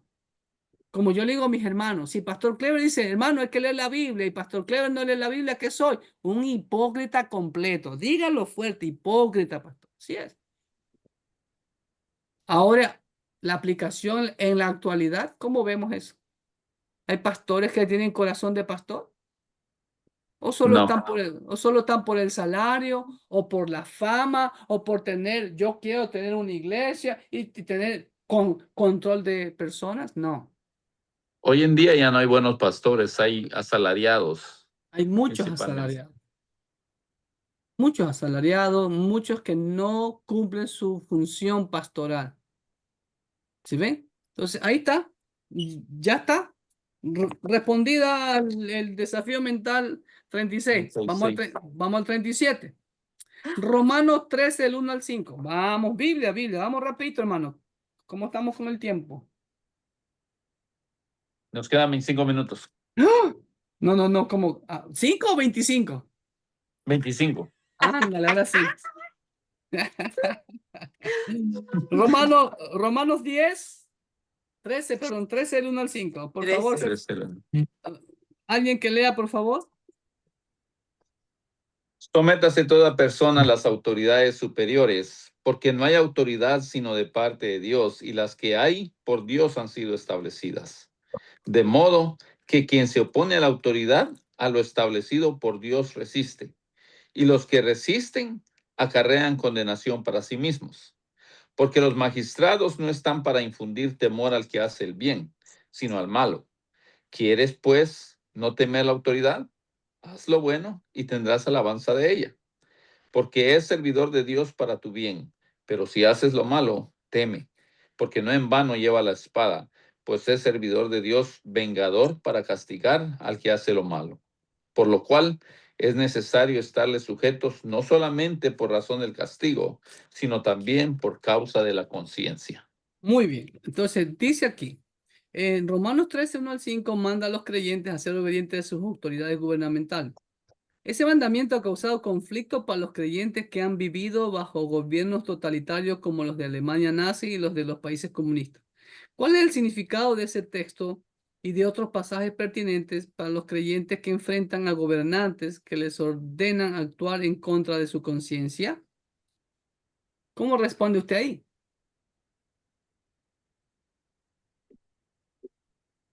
Bueno, entendemos que la autoridad máxima es Dios. Y si ¿Ya? nos mandan a hacer algo en contra de la palabra de Dios, eso quiere decir que esa no es autoridad de parte de Dios. ¿Ya? Ujú. Como el caso de Sadrach, Mesach y Abednego, ¿no? Ajá. Ujú. Interesante, así es. Ok, ojo la clave. Creo que Marcelino ya Oye, lo dijo. pastor, Sí, eso no significa que todas las leyes, aunque sean, entre comillas, puestas por los humanos, tienen su fundamento en las leyes de Dios. Y lo no único que nos todas. pide Dios es que no No, hagamos cosas malas, sino simplemente nos mantengamos por el camino que Él nos enseñó. Y lo que Él nos ha enseñado nunca contrapone a las leyes que han puesto los seres humanos. no Correcto. siempre, hermano. No siempre. Mira, aquí Dianita dio un ejemplo. Sadrach, Mesach y Abednego. Ojo la clave de lo que dice Pablo. Y está al final del versículo 5. No solamente por razón del castigo, sino también por causa de la conciencia. Nuestra conciencia, ¿a dónde está ligada? Con Dios. Al A la, Espíritu Santo. a la palabra de Dios guiada por el Espíritu Santo, correcto. Muy bien. Ujú. Entonces, por ejemplo, si las autoridades dicen, por ejemplo, lo que pasó con los nazis, ¿ok? ¿Era correcto obedecer a los nazis? No, No. porque mi conciencia, ¿no? Como Martín Lutero lo dijo, ¿se sometió al Papa o se rebeló contra el Papa? Se reveló. ¿Por qué? Porque no era correcto lo que estaban haciendo y su conciencia demandaba exponer la verdad. Correcto, porque como dijo Marcelino, hermano, recuerda el primer versículo. Sométase toda persona a la autoridad superior, porque no hay autoridad sino de parte de Dios. La autoridad suprema es Dios. Ahora, pero si me dicen pastor, por ejemplo, yo no sé, creo que en Mississippi no hay esa ley, Marcelino. Allá en Mississippi, Marcelino, tú pagas a la ciudad de Tupelo un impuesto por el rodaje de los vehículos tuyos. Sí, hermano, eso es nacional, me parece, si no estoy mal. ¿A poco? Sí, hermano. O sea, de que hay personas que no lo pagan es diferente. Usted tiene, o sea, no es, ¿cómo explicarlo? Esa ley no es, ¿cuál es la palabra? No es enforce, es en inglés, pero en español no sé cómo decirlo. Forzada. Forzada. reforzada. Obligatoria. No es obligatoria, pero sí es obligatoria, pero los policías no lo... No, han, ¿cuál es la no lo palabra? han reforzado, o sea, no le han puesto. Oh, porque yo no me acuerdo si yo en Mississippi pagaba. Yo no hablo de la registración anual. No hablo de la registración. Yo hablo de un impuesto porque tú tienes carro aquí. Yo le pago a la ciudad de Manassas todos los años por mi carro. Aparte, yo voy al departamento de vehículos del estado de Virginia y hago mi registración cada 2 años. Eso es No, muy aquí aparte. no. No, aquí no. Bueno, tal vez sí está, pero nosotros no lo. ¿Sí ve? Entonces, eso a mí me parece injusto. Y además yo le digo, hey, mi carro de 2007 ya debe ser antiguo. Y me están cobrando 100 y pico. Pero es la ley, tengo que hacerlo. ¿Ve? Como por ejemplo, aquí en la ciudad donde yo vivo, hay semáforos que te hacen virar para la izquierda, ¿no? Cuando tú estás en un carril de dos vías, ¿no? Entonces De tú dos puedes virar sentidos. de 2 sentidos. Entonces tú puedes virar a la izquierda. Hay semáforos que están en amarillo. Hay semáforos que se apagan. El semáforo que se apaga significa que si no viene carro, tú puedes virar para la izquierda. Pero hay semáforo que está constantemente la flecha a la izquierda en roja y no viene ningún carro en el otro sentido. Entonces yo veo que no hay congruencia, no hay una estandarización, ¿no? ¿no? Y está uno esperando ahí 1 o 2 minutos y no viene ningún carro. Y yo he visto gente que se cruza a la izquierda en rojo. Entonces yo, por evitar eso, lo que hago es, yo no viro a la izquierda, sino que viro a la derecha y doy la vuelta en U y ya paso para acá el verde. No rompí la ley, ¿sí ve? ¿No? Porque es absurdo, pero es la ley. Cierto. En la ley, como por ejemplo, el impuesto, ¿cómo le llaman allá? Taxes, ¿cómo le dicen allá? El IVA en México, En Salvador. Guatemala el IVA, el impuesto al valor ajá. agregado, así se llama. Ándale, ¿ok? ¿Cuánto es en Guatemala? Ya no me acuerdo, pastor. Pastor Julio, que vive en Guatemala, ¿cuánto es el valor del IVA? Aquí Allá en en México es 16%. Ándale, 16%. 16%. Chanfle, Chaplin, eso es mucho. Bastante. Allá en El Salvador, mis hermanos del Salvador, ¿cuánto es el IVA? Aquí hay dos impuestos. El IVA es el 13%, que es para todos, y para los que comercializan es el 1.75%, aparte del 13%. Wow. O sea, No, si yo vendo un carro y mi ganancia fueron $1,000, aparte del IVA, tengo que pagar 1.75% sobre esa ganancia de $1,000. wow. Es la ley. Ujú. En mi país creo que es el 15%. Es la ley. Entonces, En Guatemala, ¿sabes? ahí tengo que someterme. ¿Ok? Pero si el gobierno me dice, hey, tú tienes que hacer algo que va contra la ley de Dios, ahí ya tienes, ¿cuál es la superioridad ahí? Lo que La ley. dijo Pedro, Exacto, obedeceremos antes a Dios que a los hombres. exacto, exacto. Ahí sí, mi conciencia está cautiva a la palabra de Dios. Así es. ¿Ok? Es lo que está pasando ahorita como en el Congo, ¿verdad, pastor? Están matando mucha gente porque la ley dice que ellos tienen que adorar a cierto. Pero pues haz de cuenta que si uno está ahí y viene alguien y le pide a uno refugio y uno dice, no, pero la ley dice tal cosa, entonces tengo que entregarlo. ¿Qué dice uno? Por su conciencia, ¿verdad? Uno dice, no, o sea, lo voy a... Por ejemplo, hermano, en el caso de que la iglesia pase la gran tribulación, entonces el líder mundial, el anticristo que se va a levantar, va a través del falso profeta, va a imponer el sello, la marca o el número de la bestia. Entonces, como es orden gubernamental, ¿usted se la va a dejar poner? No, pues, No. porque si no, que no. se va directo para donde el chamuco. ¿Sí ve? Entonces, esa es la respuesta ahí. El 38. ¿Hasta cuándo es? Déjeme ver.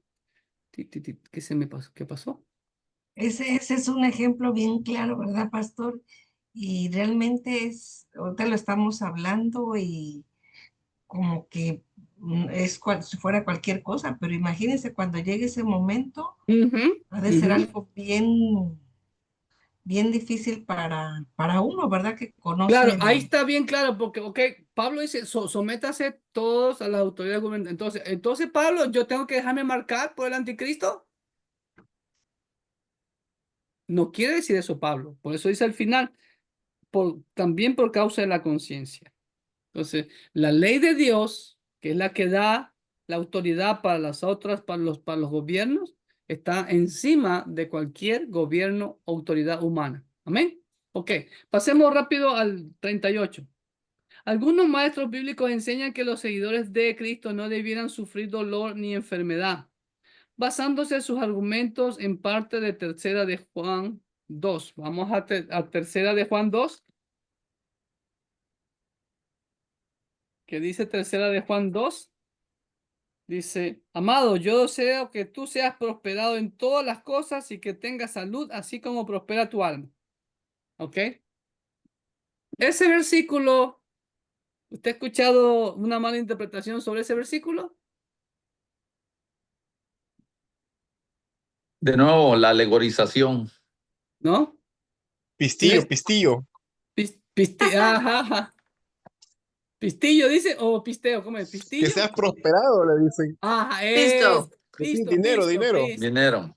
¿Sí ves? Ahí está, Que seas hermano, claro en la prosperado. Biblia. Dios quiere que tú seas rico, aquí lo dice. No, hermano, cuidado, cuidado, ¿ok? Entonces, eh, vamos al 38. Algunos maestros bíblicos enseñan que los seguidores de Cristo no deberían sufrir dolor ni enfermedad basando su argumento en Tercera de Juan 2. Analice el pasaje y diga si piensa que el pasaje intentaba o no enseñar que los creyentes no deberían experimentar dolor ni enfermedad. A ver, analicemos el pasaje. Ese pasaje enseña que los creyentes no van a sufrir dolor ni enfermedad y que siempre van a estar prósperos. No. No, No, ¿por qué no? porque se contradeciría la Biblia, porque Pablo ha enseñado él, con su ejemplo, que él ha aprendido a vivir en riqueza como en pobreza, a tener y no tener. E igualmente él, aunque no se jacta de sus padecimientos, dice que conoce a algunos que han tenido, bueno, hablando en tercera persona, dice que conoce uno que subió al cielo, ¿verdad? Pero también nos Ujú. habla de que ha sufrido mucho y nos Ya. da una lista de los naufragios, de todos los Sí, ok. azotes y de todo. Entonces, ¿Qué Rafita? Sí, pero ojo, no es Pablo el que está hablando aquí, sino Juan. no, eso lo quiero decir yo, de que si Juan dijese una cosa y Pablo dijera otra, se contradeciría la Biblia. Muy bien, Ajá. correcto. Ahora, ojo, recuerde lo que les acabo de decir. Leamos el contexto anterior y posterior. Entonces, el contexto anterior, ¿cuál es el versículo anterior? El anciano a Gallo, el amado a quien amo en la verdad. Mm, Me dice mucho. Está la dedicatoria, quién va la carta, que veo el apóstol Juan que ama a Gallo. ¿Ok? Versículo 3. Pues mucho me regocijé cuando vinieron los hermanos y dieron testimonio de tu verdad, mi amado Gallo, de cómo andas en la verdad. No tengo yo mayor gozo que este al oír que mis hijos andan en la verdad. Amado, fielmente te conduces cuando prestas algún servicio a los hermanos, especialmente a los desconocidos, los cuales han dado ante la iglesia testimonio de tu amor y harás bien en encaminarlo como es digno de su servicio a Dios, para que continúen su viaje. Muy bien. Ahora, ¿ya vieron el contexto posterior? Ahora, El apóstol Juan nunca sufrió. Sí. Sí, claro. Claro que sí. Estuvo exiliado en la isla de Patmos. Estuvo exiliado sufriendo ahí en la isla de Patmos, como un Murió ahí. cautivo. No, ahí no murió. Según la tradición, murió en Éfeso, fue liberado después, pero murió creo que en Éfeso, sí, en Éfeso, si no me falla, o en Esmirna. En una de esas dos ciudades murió. Porque Policarpo fue discípulo del apóstol Juan. Y Policarpo fue de Esmirna. Creo que fue en Esmirna. ¿Ok? No me acuerdo bien ahorita. ¿Ok? Pero, ¿cuál es el contexto aquí? ¿En qué quiere el apóstol Juan que seamos prosperados? ¿En qué quiere el apóstol Juan que tengamos salud? En nuestra alma, como prospera tu alma. ¿Ya? Y, Ajá, y ahí, como usted dijo, En estábamos servicio. estudiando las palabras. El ujú. apóstol Juan dice, yo deseo. Ya, él no está diciendo, Dios dice, sino que él dice, es mi deseo, me gustaría. Muy Habla bien, también del servicio. muy bien, muy bien. ¿Qué más? Vamos, escarben. Otra clave que siempre les he dado. Vean qué palabra se repite. ¿Verdad? Ándale. Versículo 1, versículo 3, 2 veces. Ajá, ¿sí ves? ¿Sí ves? Versículo 4, 1. ¿Sí ves? Que ¿Verdad? seamos prosperados en la verdad, en Ok. Cristo Jesús. ¿Y quién es la verdad? Es Jesús. ¿sí ves? Ajá. Eso es el mensaje. Ahora, y que tenga salud. Bueno, es un deseo para todos, salud. No, no. Por ejemplo, como dijo Rafita, ¿no? Pablo sufrió. Timoteo sufrió. ¿Por qué Pablo no sanó a Timoteo? Pablo sanó a otra persona, resucitó a otra persona y a su hijo en la fe no lo pudo sanar. No fue la voluntad de Dios. ¿Ok? Pero aquí salud la podríamos entender, sí, es el deseo de todo. Yo le pido a Dios salud, que esta garganta nunca deje de proclamarle. Pues ahorita ando bien. Por aquí tengo té y por acá tengo agua. Así que ando, ¿no? Y mire, aquí ando bien armado. Caramelito y ¿cómo es? ¿Cómo se llama esto? Jengibre. Jengibre. ¿Sí ves? Ahí está. Entonces, ¿sí ves? Entonces, yo siempre pido al Señor salud, ¿no? Y sobre todo la llenura de su Santo Espíritu. Entonces, es lo que quiere, es el deseo de Dios, el deseo de Juan, el deseo de Pablo, el deseo de todo buen pastor, que sus hijos crezcan en la verdad, que anden doctrinalmente sanos, que no anden con herejías, con alegorías falsas, que no escuchen herejes, etcétera, etcétera, y que prosperen, ¿no? Que prospere el alma. ¿Y cuando llega eso? A la madurez, cuando ya está sirviendo, llevando frutos. ¿Se dan cuenta? Eso es lo que quiere. Y el resto viene por añadidura. Añadidura. Mateo 6:33. ¿Estamos? Amén. Ok. Mientras Siguiente, tengamos todavía. sustento y abrigo, ¿verdad? Así es, mientras tengamos sustento y abrigo, nos quedan unos minutitos. A ver, vamos a ver el 39. La parábola del trigo y la cizaña, Mateo 13, 24, 30. Vamos a ver Mateo 13, 24, 30. Ya ustedes la saben, ¿no? ¿Qué dice? Parece enseñar que no debería juzgarse el error dentro de la iglesia por temor de lastimar el trigo. ¿Cómo reconciliaría eso con la enseñanza de Mateo 7, 15 al 20, Tito 3, 10 y otros pasajes que parecen enseñar que la iglesia debe juzgar el mal y el error dentro de ella? Ay, ay, ay.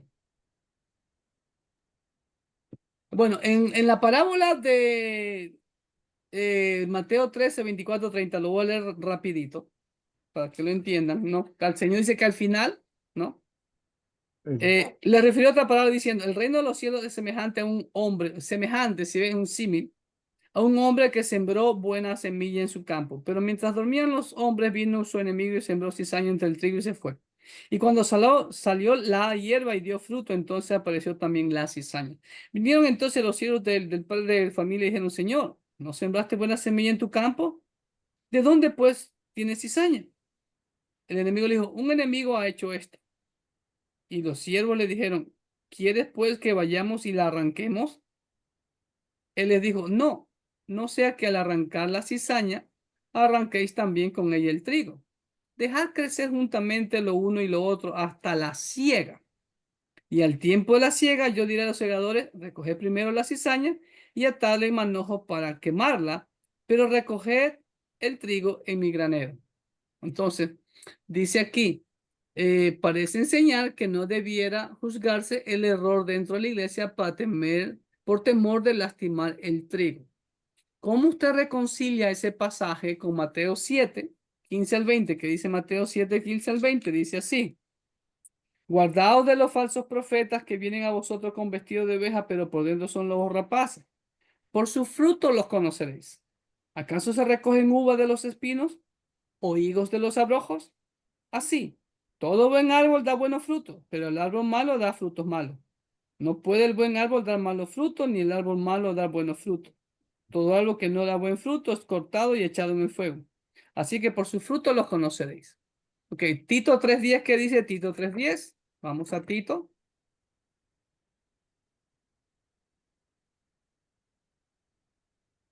Tito 3:10 dice así: al hombre que cause divisiones después de una y otra amonestación, deséchalo. Entonces, la pregunta es, ¿hay que juzgar el mal y el error dentro de la iglesia o no? Sí.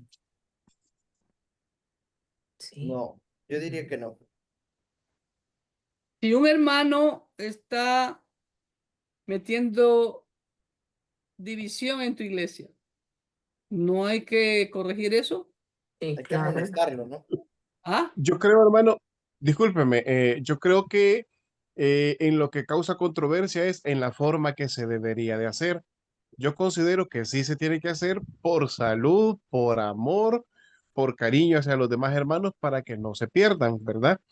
Pero tal vez la controversia es la forma y la manera en la que se debería de hacer. Muy La bien. Biblia nos da ejemplo de que si tenemos algo con nuestro hermano, vayamos y practiquemos con él.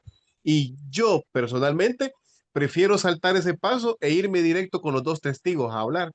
Yo prefiero saltar el paso de hablar uno a uno y mejor me llevo testigos. Correcto. Ahí la aplicación en Mateo 18. Porque si el hermano está pecando, ¿contra quién está pecando? Es lo que yo les hago la pregunta a los hermanos a veces. Si tú ves un hermano, vas al restaurante y de pronto lo ves al hermano tomándose Una una, caguama, una modelo, ¿cómo dice usted? un misil. Una caguama. Una polarizada. Una polarizada, ¿no? Una biela, una chela, ¿ok? Una Budweiser. Entonces, mi pregunta es para el hermano, ¿ese hermano pecó contra ti o no? Contra nosotros, no, contra Dios. Sí, porque Contra todos Dios. somos miembros Contra del mismo Dios. cuerpo. Ay, ay, a ver, ¿quién dijo eso?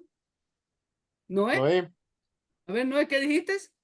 Sí, porque todos somos miembros de un mismo cuerpo. cuerpo. Correcto, cuidado, sí, pecó contra Dios y también contra nosotros. Recuerda que somos todos miembros de un Sí. solo cuerpo. Y Si si un un miembro se miembro duele, peca, todos pecamos. ¿Qué pasó Sí. con Acán? ¿Qué dijo Dios a Josué? Levántate, ¿por qué lloras? Israel ha pecado. ¿Cómo que Israel? Solo fue un hombre, Señor. No. Solo uno, pero por ese uno, mira cuántos murieron. siempre le digo a los jóvenes, cuando andan con la bola de los borrachos, ¿qué le dicen? Ahí va el hermano con los borrachos. No, ahí van los borrachos. No te excluyen, todo agarran parejo. Así es, así Ujú. es. Entonces, hermano, sí, y como dijo Rafita, con amor, misericordia, firmeza y también con enfoque en la restauración. Y eso es Amén. lo que no hay en las iglesias. Amén. Sí, porque dice, perdón, dice que si al final hace caso, habrás ganado a tu hermano. Exacto. Acabamos de pasar nosotros por un proceso, ¿no? Entonces, ¿qué hicimos? Mi esposo y yo invitamos al hermano, a la persona, lo llevamos a comer. Le hablamos, reconoció su error, Amén. reconoció su disciplina y me dio mucho gusto que aceptó. Y ayer hice un llamado porque pues para renovarnos, ¿no? Para realmente arrepentirnos, ¿no? Porque estoy predicando, exponiendo el libro de Números, y ya terminé el capítulo 10 y Dios me dio un mensaje maravilloso ayer, aunque parecía, ay, pero ¿qué hay aquí? ¿Qué hay aquí? Pero cuando tú te sientas, ora al Señor y le pides, comienzas a ver, ¿no? Y era cuando ya estaban a punto de partir del monte Sinaí hacia la tierra prometida, ¿no? Ya Dios había dado todas las órdenes, todas las indicaciones, cómo tenían que marchar, etcétera, etcétera. Y Moisés le pide a Jobat, su cuñado, el hijo de Jetro o de Reuel, ¿no? Que lo acompañara porque él conocía bien el desierto, conocía los caminos, los huecos, los atajos, y le dice, ve, y le dice, no, yo no voy, yo me regreso para mi tierra. Y Moisés le dice, no, por favor, ven, que te vamos a colmar Moisés. Cuñado de Moisés. ¿Ah? ¿Dijo ¿Perdón? cuñado de Moisés, pastor? Sí, Jobat. Ah, ok. Sí, es que se corta a veces y no le escucho. Mateo 10, 29 al 36. Ese fue el pasaje. Entonces, Moisés le vuelve a rogar, mira, tú vas a ser ojos para nosotros. Entonces, ¿cuál fue la enseñanza, hermano? ¿Seguimos a Jobat o seguimos a Jehová? ¿No cometemos errores a veces nosotros? Sí.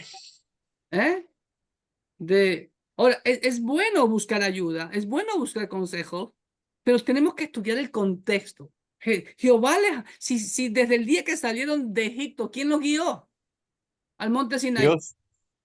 Dios. Así es que dice la Biblia, nunca se apartó la nube de ellos. 40 años estuvo hasta que llegaron a la tierra prometida, y 40 años les dio de comer maná hasta el día que llegaron a la tierra prometida. Ahí cesó el maná. Y ya la nube hasta ahí llegó, ya los guió. ¿Te das cuenta? Pero sí, o sea, Dios no es suficiente para guiarme en mi peregrinar terrenal. Esa fue la pregunta que hice. Así se llamó el mensaje. ¿Acaso Dios no es suficiente para guiarnos en nuestro peregrinar terrenal? ¿Me entiendes? Tenemos toda la palabra. Y sí, yo no digo que no, un consejo de un pastor, de un hermano más maduro en la fe. Excelente, claro que sí, eso lo enseña la Biblia. Pero aquí en el contexto era de que guiarlos a la tierra prometida, si el arca de Jehová iba delante de ellos, dice, guiando. ¿Se dan cuenta? Entonces, sí que cuidado con las malas interpretaciones, ¿ok? Ya llegamos al final. Entonces, entonces sí hay que corregir el error, porque si no, lamentablemente, hermanos queridos, se nos debarata. Ahora, y ahora hay que esperar el fruto. Como dice ahí, por su fruto los conoceréis, ¿no? La diferencia entre o la similitud entre la cizaña y el trigo, las plantas son muy parecidas, pero cuando ya sale el fruto, no, esta es cizaña, este es trigo. Ahí, por eso, cuando ya veas el fruto del error, ahí actúa. Es lo que quiere decir el Señor, ¿no? Ya Como lo ves, del pastor con su marido que salió aquí en la iglesia, supuestamente. ¿no? Cuando ya ves la acción, el fruto del pecado del hermano, como cuando ya se concibe el pecado, como dice Santiago, entonces ahí ya tienes que actuar. No. Entonces, no eran solo rumores, era verdad. Entonces, ok, ahora sí, vamos a actuar. Como por ejemplo, hermano Clever, no sé si ha visto, hay un pastor metodista en San Antonio, Texas. Supuesto pastor, ¿verdad? ¿Ya? Que acaba de salir, dijo él que ya por muchos años tenía a su esposo y ahora lo hizo público. ¿Tenía su qué? Su esposo, habla. Su macho. Sí. No, Espera. estuvo casado y tuvo hijos, pero hace 2 años que dice que anda con su esposo ahora y ahora lo hizo público. El hermano Clever que se la barajeen más despacito, dice. Wow. ¿Usted cree que él debe de seguir pastoreando?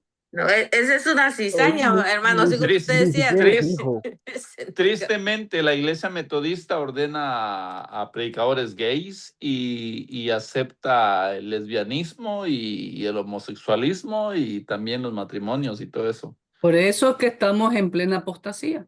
Ujú. Y recuerden lo que les estoy enseñando a mis hermanos. La apostasía no tiene que ver con el mundo. La apostasía tiene que ver con la iglesia de Cristo. O la llamada iglesia de Cristo. ¿Ok? Así que pues, pero hermano, es como, es como ustedes. Si sus hijos se portan mal, ay, para que no se alborote la casa, no me voy a quedar callado. Por eso bien se dice, ¿no, pastor? Que Dios creó a Adán y Eva, no a Adán y Esteban. Y Esteban, así es. Y Eva y además, Genoveva. Juan Aurelio. y además, Dios le creó una Eva, no dos Eva. Ujú. Ok, exacto. Ok, bueno, el resto ahí lo completan ustedes, ok, ya les ayudé bastante. Gracias, pastor. Y por favor, pónganse al día en sus tareas. Mire, para la próxima semana, ya voy a parar de grabar.